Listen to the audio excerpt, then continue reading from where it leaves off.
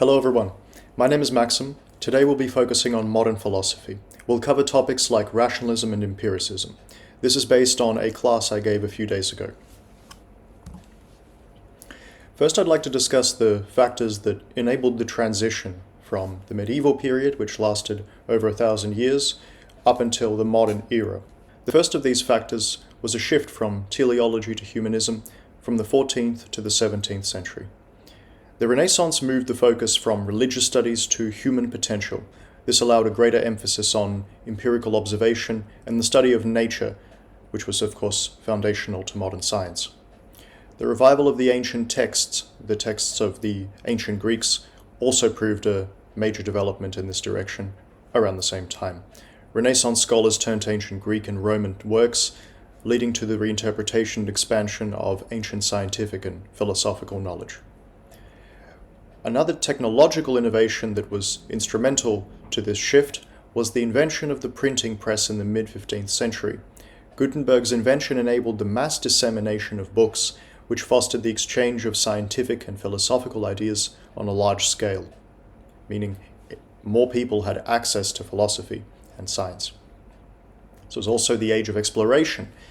The exploration era broadened geographical knowledge and stimulated scientific inquiry, encouraging empirical observation and challenging established beliefs. And this will be the focus of today. We had a number of philosophical changes from the 16th to the 17th century. The Renaissance marked a shift from accepting authority-based knowledge to seeking knowledge through observation and experimentation. This was seen in the works of Bacon and Descartes. This shift set the intellectual groundwork for modern science.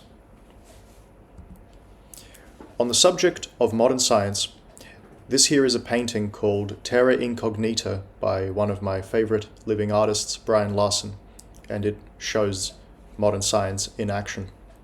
Some of the major figures to emerge during this period were Copernicus, Galileo, Kepler, Bacon, and Newton.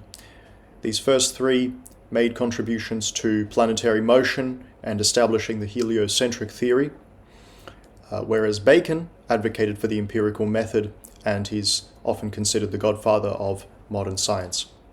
And Newton unified terrestrial and celestial physics with his laws of motion and universal gravitation.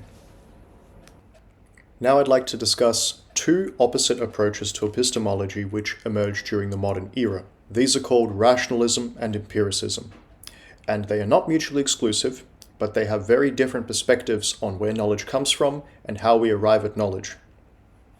Now, I've got here a table which shows 5 areas of distinction between different epistemic systems, and it also shows what rationalism and empiricism say about each of these areas. So the first is called the source of knowledge. So where does knowledge come from? Rationalism holds that knowledge primarily comes from reason and innate ideas, meaning we are born with certain ideas already in our minds, and we must discover them through a process of deduction. Remember, deduction means applying general principles to specific concretes to make inferences about those specific concretes. For instance, all men are mortal, Socrates is a man, Socrates is mortal. That's a deductive argument. Induction is basically says, based on all human knowledge, this must be true. For instance, the law of gravitation was arrived at by induction. In fact, any scientific principle was arrived at by induction, not deduction, because we got the data to establish the principle first, then we had to understand the causal mechanisms that made that data necessarily the case, and then we established a general rule. That's the process of induction as opposed to deduction. So, empiricism stresses the inductive side of this. Empiricism states that knowledge originates from sensory experiences and observations of the world, rather than, in effect, sitting in a dark room and just deliberating, like Descartes did, and deducing certain things from the content of your own brain. Now, rationalism says the following on the role of the senses. Sensory perception is often deemed unreliable for acquiring certain knowledge. One example that Descartes gives is that if you look at a stick that is straight, it appears straight, but if you then put it in water, it appears bent. Now we know, of course, that that is due to factors like the refraction of light, but Nonetheless, he says that is something we must conclude rationally. Our eyes do not give us that knowledge. So, our eyes can deceive us, as can all our senses. So, rationalism is very skeptical of how much we can really get from sense perception. Empiricism, on the other hand, claims that senses are crucial to understanding the world. They do provide data that the mind processes into knowledge. Now, empiricism generally doesn't say that everything that you just perceive before you make any inferences from it is automatically valid. Of course, they would acknowledge factors like optical illusions and sometimes just seeing things that aren't there. But empiricists claim this is not a problem with the senses, this is a problem with the mind. It's not as if your eyes are lying to you. Your eyes are giving you real data that's there. It's what you're inferring from that data that can be mistaken. After all, how can you see something that isn't there? You can think you saw something that wasn't there. But if it wasn't there, the light from it wouldn't have hit your eyes. So it's impossible to see that which doesn't exist. It is possible only to imagine it, or to make an automatic perceptual integration, which is mistaken. But the problem there is with some aspect of the mind, not with the senses. On the topic of necessity, empiricism holds that all our knowledge from experience is contingent. In philosophy, contingent means not necessary or certain, means it was as a matter of fact, but it didn't have to be that way. And on the topic of innate ideas, empiricism rejects it entirely.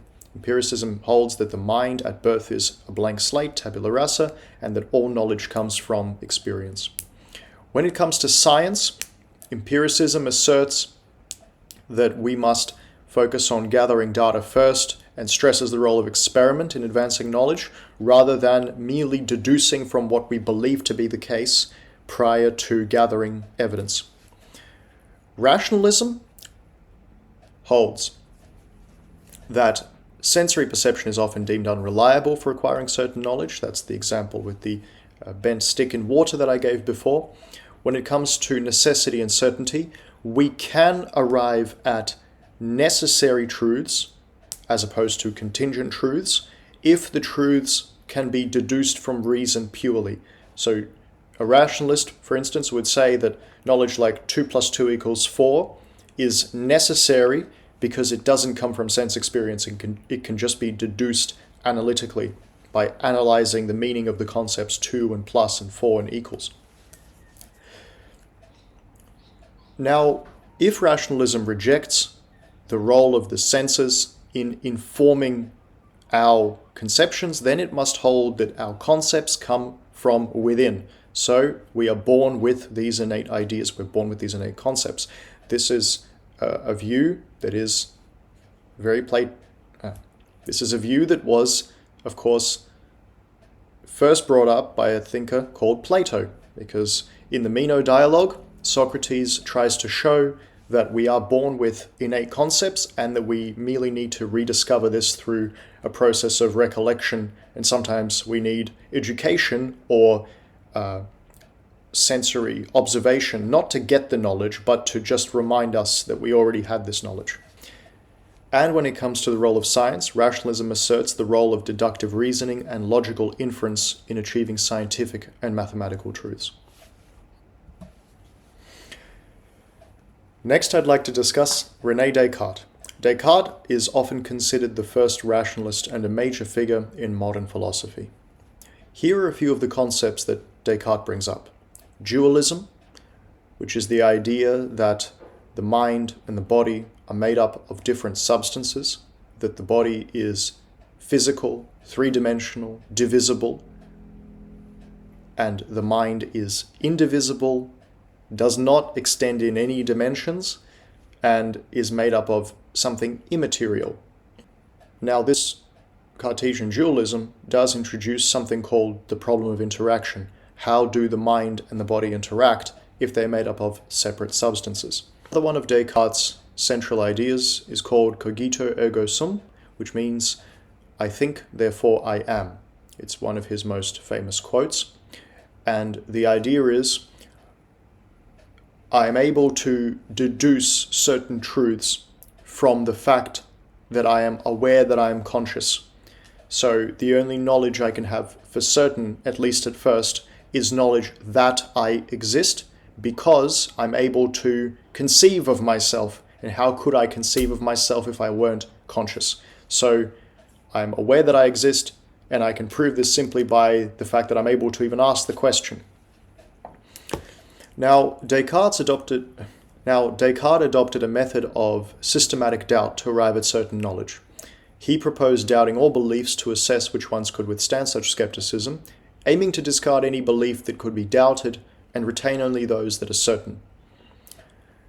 Descartes is often considered the father of modern Western philosophy and a key figure in rationalism. He proposed that true knowledge is derived from reason and innate ideas rather than sensory experience, which laid the groundwork for the Enlightenment's emphasis on reason. Now, Descartes was, in effect, a determinist when it came to matters outside of human choice, so he held a mechanistic view of the universe, but this universe is separate from the mind because, we go back to the point on dualism, the mind is made up of a different substance than the body. Let's explore the concept of Cartesian dualism in more detail. So, the concept of dualism refers to the mind and the body being two fundamentally different things. They each have their own distinct essence, if you think back to what Aristotle said about essence. So the mind-body interaction holds that they do interact, although they are made up of different substances. The mind influences the body to carry out its wishes, and the body sends sensory information to the mind so that the mind can make informed decisions. The mind for Descartes is a non-physical entity characterized by consciousness and self-awareness, while the body is a material entity existing in physical space, operating under the laws of physics. This goes back to the point on the mechanistic view of the universe and the mind, in effect, being exempt from this mechanism. Now, how does Descartes address the issue of proving the existence of the body versus proving the existence of the mind? Descartes argues that while one can doubt the existence of the physical body through skepticism, one cannot doubt the existence of the mind. The very act of doubting or thinking is proof that the mind exists. Now, of course, the major critique of Cartesian dualism comes back to the problem of interaction. If the mind and the body are distinct things made up of distinct essences, what is the nature of their interaction? Descartes drew this diagram to show how the mind and the body interact, but there's no clear account given of this. So that poses a real threat to the theory. Now let's discuss Descartes' evil demon thought experiment. This is the process by which Descartes got to the term cogito ergo sum, I think therefore I am. And I'd like you, if you're watching, to do this to understand where Descartes was coming from. So you can do this with your eyes closed or just watching this. But begin with radical doubt. So start by questioning everything you know. Or you can just imagine that you could, in principle, do this. Question everything you know and believe, including the content of your sensory perception, and assume knowledge. Understand that some or all of this could be false or at least misleading. You could imagine, what if I'm dreaming right now? That would be a very good way to approach this issue. After all, remember that oftentimes when we wake up from dreams, we're not really aware that we were dreaming while we were dreaming. Everything seemed to be logical and coherent, but once we wake up, we start seeing all the plot holes and irrationalities in our dream that were not clear to us when we were dreaming. So just the fact that everything seems consistent to you now is not proof that you're not dreaming, according to Descartes. So imagine you're in a dream, or at least imagine that your senses are lying to you and deceiving you in some way. Now Descartes says, imagine there is an evil demon, a very powerful evil demon, and this demon has the ability to manipulate your senses and your thoughts. So it manipulates the data coming in, or at least how you're making sense of it, and it manipulates your thinking to make you illogical. Now this demon is so cunning and powerful that it can make you believe in a reality that doesn't even exist. So then that means you should question your reality. Under the influence of this imagined demon, begin to doubt your sensory experiences and physical realities. Consider that everything you see, hear, and touch or taste could be an illusion created by the demon. Now, Descartes says there is still something under all these circumstances that we can be absolutely certain of. What does he think this is? Well, he says, even if you doubt your own thoughts, even if you doubt your own perceptions and sensations, you do realize that the very act of doubting or thinking is itself a form of existence. Even if the demon deceives you about everything else, it can't convince you that you're not thinking, because even if you think you're not thinking, to think that you must of course be thinking. And finally you reach his conclusion, cogito ergo sum, I think, therefore I am. And this signifies that despite all the possible deceptions and illusions that this demon may have committed, you can still be absolutely sure that you are thinking, and therefore, at minimum, your consciousness exists. Next, I'd like to focus on John Locke. John Locke was the first empiricist and a champion of individual rights. His philosophy spans all aspects of philosophy, metaphysics, epistemology, ethics, politics, and we're going to focus briefly on his epistemology and then briefly on his politics. Locke proposed the concept that the mind is a blank slate. There are no innate ideas, and all our knowledge ultimately comes from experience and perception. This, of course, does not mean that anything we perceive is necessarily, quote, true, because the whole concept of truth applies to inferences we draw from what we perceive, not to what we perceive itself. In effect, the senses are above being validated. They are required for even a word like validation to be understood, because whenever you form a concept of any kind, according to the empiricists, those concepts can be traced back to generalizing from sensory observation, sense perception. So Locke is considered a key figure in the development of empiricism. He believed that all knowledge is derived from sensory experience, and this marked a significant shift from the rationalist view that knowledge can be gained through reason alone. Now, Locke distinguishes between primary and secondary qualities. This is, I think, a metaphysical point that Locke makes. So primary qualities in any object are those qualities which exist within the object objectively. These are things like solidity, shape, motion, and number. Because regardless of who's looking at it, there's a certain number of something. Regardless of who's looking at it, it has a certain weight, and so on. These are primary qualities. But secondary qualities are how that object affects our sense perception. So the impression it makes on us. These are qualities like color, sound, taste. So these are qualities that arise from the object interacting with our senses. And they are subjective because they depend on the subject. So primary qualities are objective and independent from the observer. Secondary qualities arise from the interaction between the primary qualities and our senses. Now, Locke classifies knowledge into three types. Intuitive knowledge. This is, in effect, analytic truths, like 2 + 2 = 4. Demonstrative knowledge. Knowledge that requires reasoning, like the existence of a supreme being, of God. And sensitive knowledge, or sensory perception, like feeling the heat of a fire. Now, Locke, despite focusing on experience, believed in the importance of reason and logic in forming valid conclusions.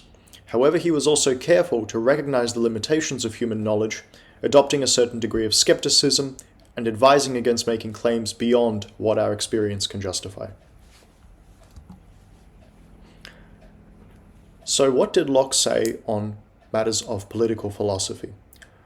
The ideas of Locke were instrumental in the founding of the United States. There are explicit references to Locke and Locke's ideas, particularly on natural rights and government's role and property rights, in correspondence between the founding fathers. So Locke proposed the concept of natural rights, asserting that individuals inherently have rights to life, liberty, and property. These rights are not guaranteed by governments, but are inherent to our nature as human beings. In other words, Locke is saying, for a human being to live as a human being, they must have certain rights, they must have certain freedoms of action, and governments either recognize these or they don't, but governments are not the grantor of rights. They may grant legal rights, but morally a right is just something that is required for a human being to exist according to their true nature as a human being. Now, social contract theory is the idea that it's an idea posited not only by Locke but also by Hobbes, that we agree by existing together to give up certain freedoms in exchange for certain customs and a certain sense of security under a state. So governments are formed when individuals collectively agree to surrender certain freedoms in exchange for the protection of their natural rights. This agreement constitutes a social contract between the people and the government. Very controversial point, and of course people can say, but I never signed such a social contract. I never agreed to this, and that is a very strong criticism of the point. On the topic of government's role and limitations, for Locke, the primary role of the government is to protect individuals' natural rights. If a government fails to do so, or it violates these rights, the people have the right to revolt and institute a new government. This was a radical idea at the time and heavily influenced democratic thought and the concept of limited government. On the topic of property rights, Locke's philosophy gives significant importance to property rights.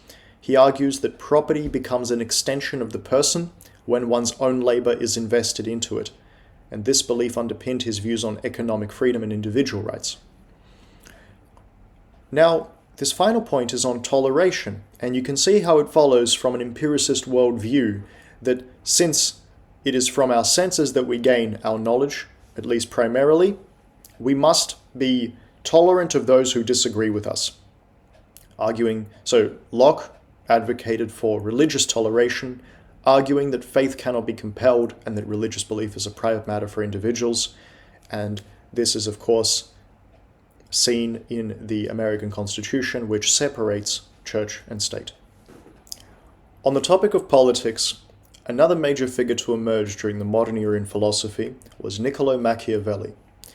Machiavelli, I call here the political genius, and he wrote a book called The Prince, his most famous work, in which he argues that one must be pragmatic and practical about matters of politics and power rather than being idealistic and philosophical. So in a way you could call Machiavelli the unphilosophical political philosopher, but in fact he does outline certain principles, and for this reason I think he is certainly worth covering.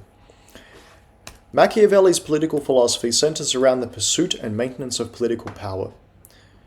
And for this, the end justifies the means. He believed that leaders should be willing to employ deceit, manipulation, and even cruelty if it serves their political interests and ensures stability and strength for their state. Machiavelli advocated for a pragmatic approach to politics, focusing on the practical realities rather than moral or idealistic considerations. He believed that leaders should adapt their actions to the circumstances they face, making decisions based on what is necessary rather than that which is morally virtuous. Now, of course, from all this, it's not surprising that we have a word for it called Machiavellian or Machiavellianism, and we usually use this term in a derogatory way to refer to people who are highly political, as we might say, not as in politically interested, but manipulative and deceptive for their own shallow gain. Now, Machiavelli emphasized the significance of appearances and perception in politics. He argued that leaders should be careful to manage their image and reputation using fear and love to maintain control over their subjects. And, of course, he advocated for the separation of morality and politics. So, leaders should prioritize the politics, the well-being and stability of their state over personal morality, accepting the necessity of acting in ways that may be seen as unethical or immoral by conventional standards. Next we have Baruch Spinoza, who I call here the holistic determinist. Spinoza was a pantheist and is known for arguing that God and the universe are one and the same. He rejected the traditional concept of a personal God who governs the world and instead proposed that God is synonymous with nature or the universe itself. Spinoza's philosophy embraces determinism, the idea that all events, including human action and choices, are determined by previously existing causes. He believed that everything happens out of necessity and that there is no such thing as free will in the traditional sense. In Spinoza's Ethics, he argues that ethical behavior leads to increased understanding and peace of mind. He believed that our happiness and contentment increase with our understanding of the world around us. Spinoza argued that the highest form of knowledge is the intellectual love of God, which is the recognition of God or nature, which are one and the same in everything. This, according to Spinoza, leads to the ultimate peace and happiness. Despite his deterministic views, Spinoza believed in human autonomy. He argued that while our actions are determined by external causes, we are free when our actions are guided by reason. Next, we have Leibniz, who I call the Integrator and Mathematician. He's most famous for his idea of monadology, which asserts that the universe, metaphysically speaking, is constituted of indivisible, immaterial, and metaphysical entities called monads, and these are the fundamental building blocks of reality. Monads are unique, self-contained substances with their own perceptions and abilities to reflect the entire universe from their perspective.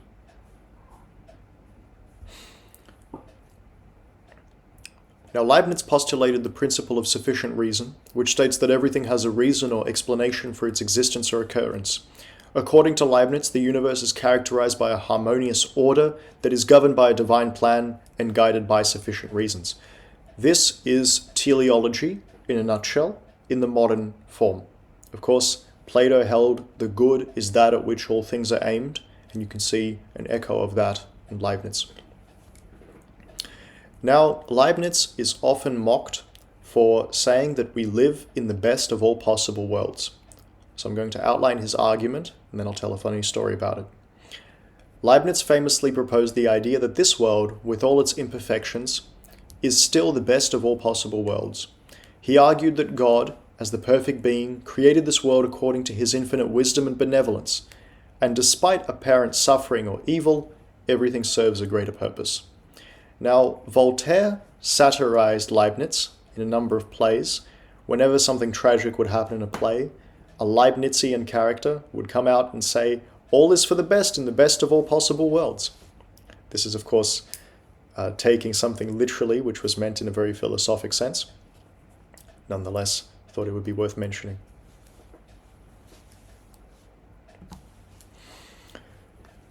Now, finally, in our line of philosophers from the traditions of empiricism, we have David Hume. And I call David Hume the philosopher overcome by doubt. I think Hume was intellectually honest, but nonetheless deeply mistaken. Hume emphasized that all knowledge comes from sensory experience, typical empiricism, and he challenged the certainty of our beliefs, particularly in areas such as causation and induction. Remember, induction means finding and identifying a general principle about reality based on sensory data, or even based on antecedent inductive generalizations drawn from sensory data. Now, Hume distinguished vivid impressions from derived ideas. So he makes a very careful distinction between that which we actually perceive and inferences and certain conclusions that we are drawing from what we perceive. For instance, I'm holding this pen right now, and I drop it. Now you observe me holding it, then you observe me not holding it, you observe it falling. Now, what Hume is claiming is that the whole idea that there is causation between the pen falling onto the table and me dropping it, that is not perceived, that is actually a conclusion that we're drawing. And how do we know, as a matter of necessity, that the next time something is dropped under circumstances where gravity applies, that it will fall? This is called the problem of necessity. How do you know that just because something happened the last 10,000 times, it will happen again? After all, we can't infer something about the future just by looking at the past. We have to understand its causes. But David Hume was very much stumped by this whole topic. And this is called the problem of induction. The problem of induction questions our ability to make reliable predictions based on past experience, undermining our confidence in inductive reasoning and scientific knowledge. So Hume argued for the bundle theory of the self, asserting that there is no enduring and unified self, but rather a collection of ever-changing perceptions and experiences. So to Hume, it's more or less always just chaos, even if we are acting out of custom and habit, and even if somehow our impressions seem to correspond to reality most of the time, he couldn't draw a clear line connecting these two, connecting our sensory perceptions with the conclusions that we are drawing. Now, Hume believed that moral judgments are based on sentiment or emotion rather than reason, emphasizing the role of feelings and sympathy in shaping moral values. His famous quote on this topic is, "Reason is the slave of the passions," meaning that our passions, our appetites, what Plato would call our appetites, set our goals, and our reason just obeys and figures out how to achieve those goals. Next, I'd like to discuss the opposition to scientific materialism that emerged almost as an intellectual counterculture during the modern era. And William Blake, I think, is the perfect example of this. Blake criticized scientific materialism, believing it neglected spiritual and imaginative aspects of life. If you've ever heard of William Blake's famous poem, The Auguries of Innocence, to see the world in a grain of sand and heaven in a flower, to hold infinity in the palm of your hand and eternity in an hour. That's from Auguries of Innocence. Also, a robin redbreast in a cage puts all heaven in a rage. So William Blake was a mystic and a very imaginary figure in this time, and he fully acknowledged the genius of these scientific, geniuses, but he thought that this view was reductionistic and threatened certain moral values. So he opposed Newton's mechanistic universe view and Bacon's empirical method, considering them overly rational and spiritually limiting. Blake valued visionary imagination as a way to perceive spiritual truths beyond the material world. His works such as Songs of Innocence and Experience in Jerusalem contrasted with scientific materialism and emphasized the interplay and unity of opposing forces. Now, Blake criticized oppressive social and political institutions associated with industrialism and restrictions on human freedom and creativity. This is seen in poems like The Chimney Sweepers. Now, this is a painting by William Blake in a very Blake-like style.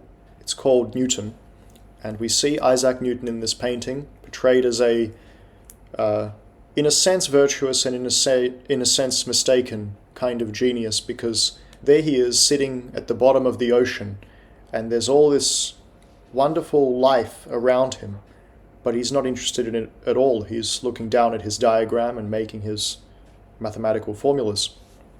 So Newton is portrayed as a stooped, naked Newton focused on a geometric diagram, and this, of course, is a critique of his fixation on rationality. It challenges the reductionist approach, neglecting spiritual and imaginative dimensions of existence. And the vibrant backdrop, the bottom of the ocean, contrasts with Newton's rigidity. Now, during the class for this lesson, I had students read an essay on man, Epistle 2 by Alexander Pope. Just some parts of it, because it's quite a long poem. And I'll read it here, and then I ask them a few questions about it. Know then thyself, presume God not to scan, the proper study of mankind is man. Placed on his isthmus of a middle state, a being darkly wise and rudely great, with too much knowledge for the skeptic's side, with too much weakness for the stoic's pride. He hangs between, in doubt to act or rest, in doubt to deem himself a god or beast, in doubt his mind or body to prefer, born but to die, and reasoning but to err. Alike in ignorance his reason such, whether he thinks too little or too much, chaos of thought and passion all confused, still by himself abused or disabused, created half to rise and half to fall, great lord of all things, yet a prey to all, sole judge of truth, in endless error hurled, the glory, jest, and riddle of the world. That is the beginning of the poem. And I asked students the following questions. What paradox is described in the poem regarding the human mind? What is the proper relationship between reason and emotion, according to Alexander Pope? And what topic does Pope consider the hardest for the mind to comprehend? Now, this second question on reason and emotion is probably best depicted in this other excerpt from the poem, which I'll read next. Two principles in human nature reign, self-love to urge and reason to restrain. Nor this a good nor that a bad we call, each works its end to move or govern all, and to their proper operation still ascribe all good, to their improper ill. Self-love, the spring of motion, acts the soul, reason's comparing balance rules the whole. Man, but for that, no action could attend, and but for this were active to no end. Fixed like a plant on his peculiar spot, to draw nutrition, propagate, and rot, or meteor-like flame lawless through the void, destroying others by himself destroyed. Now, the idea here is that, well, it's actually outlined in the very first two lines. Two principles in human nature reign, self-love to urge and reason to restrain. This does not mean that it's self-love versus reason. The idea being we need both. We need self-love that motivates us to achieve something. And reason ensures that we are controlled in that pursuit, that we ensure that the pursuit is in fact proper. So reason tells us how to do it and perhaps whether something is worth it, but self-love gives us the motivation to act. So it says, not that, nor this a good nor that a bad we call, each works its end to move or govern all, meaning each of these faculties, self-love and reason, each have separate purposes, and to their proper operation still ascribe all good, to their improper ill. So if each of them does what it's intended to do, that will lead to good outcomes. If not, it will lead to bad outcomes. And it's saying that if you were all rational and you had no self-love, then you would be fixed like a plant on his peculiar spot to draw nutrition, propagate, and rot. In other words, you would sit there, be rational, and do nothing. But if you were all self-love and no reason, then you would be like a meteor-like flame lawless through the void, just this burning ball of fire flying through space. I don't know if it would be on fire if there were no oxygen, but anyway. This burning ball of fire flying through a void, and it's destroying others by himself destroyed. So this self-love, unmitigated by reason, is self-destructive. Next week, we will be focusing on the philosophy of Immanuel Kant. He was the top system builder. By top, I don't mean best morally. He certainly wasn't. But he was the most influential intellectually of the modern era. So we'll be covering his philosophy from metaphysics, epistemology, ethics, and politics in detail next week. Thank you for watching.